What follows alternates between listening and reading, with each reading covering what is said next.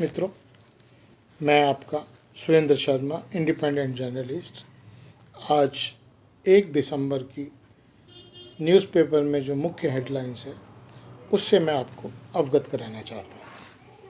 आज मुख्य पृष्ठ पे जो एक कोविड से दिल्ली के मुख्यमंत्री की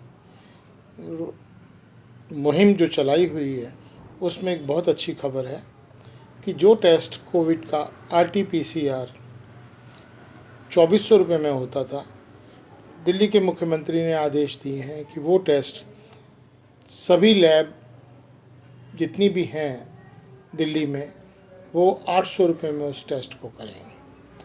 और सरकारी संस्थानों में जहाँ जहाँ ये टेस्ट होता है वहाँ तो ये टेस्ट फ्री किया जाता है। और जो आदमी इस टेस्ट को अपने घर से सैंपल कर लेने के लिए बुलाएगा उसको इसके 1200 रुपये देने पड़ेंगे।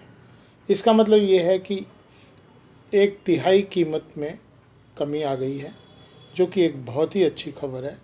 इससे ये होगा कि लोग अब टेस्ट करने में हिचकिचाएंगे नहीं और इस टेस्ट को अधिक से अधिक मात्रा में करके अपने कोविड से रोकथाम बराबर करेंगे।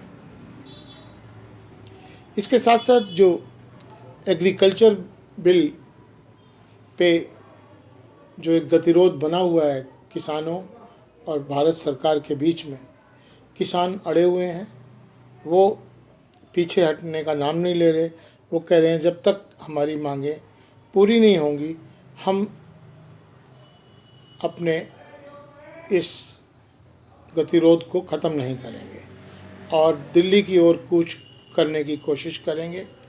नहीं तो पूरे रास्ते दिल्ली, पंजाब, हरियाणा, राजस्थान, सब तरह की पूरी दिल्ली की सप्लाई काट दी जाएगी।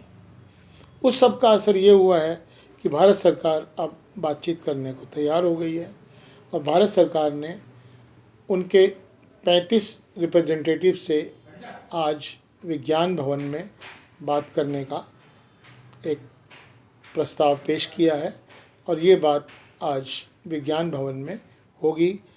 देखते हैं कि ये गतिरोध कैसे दूर होता है या नहीं।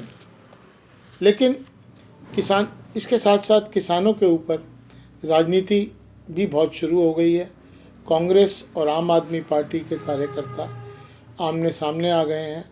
वो किसानों से ये श्रेय लेना चाहते हैं कि हम आपके साथ हैं। तो ये भी एक चीज़ जो कि नोट की गई है इस किसान आंदोलन के संबंध में। गुरु पूर्व कल बहुत धूमधाम से मनाया गया।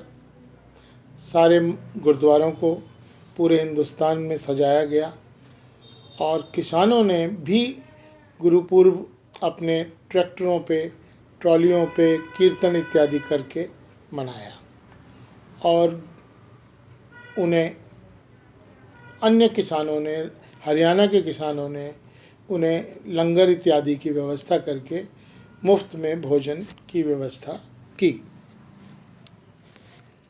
एक और जो बहुत ही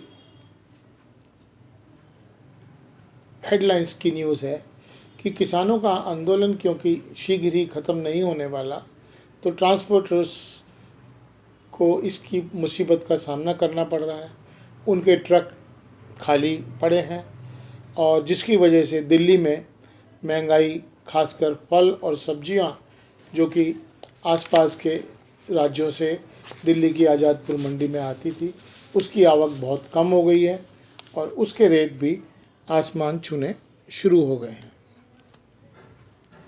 गुजरात में सबसे अधिक विदेशी निवेश हासिल किया है। अन्य प्रदेशों के मुकाबले गुजरात ने 1,19,566 करोड़ रुपए का विदेशी निवेश का प्रपोज़ल उन्होंने प्राप्त किया है, जो कि एक बहुत ही अच्छा कदम है। नवंबर में ठंड ने भी अपना पूरा रिकॉर्ड तोड़ दिया है। 71 साल पहले इतनी ठंड कभी नवंबर के महीने में पड़ी थी, जो कि एक अपने आप में रिकॉर्ड है। हमारे प्रधानमंत्री कल कोविड की दवाई के जो वैक्सीन है उसकी फैक्ट्रियों का मसौदा इंतज़ाम देखने के लिए, उसके बाद वो काशी विश्वनाथ गए और वहाँ उन्होंने किसानों को संबोधन करते हुए ये कहा कि विपक्ष जो है अफवाह फैलाकर किसानों के साथ अपनी राजनीति कर रहा है।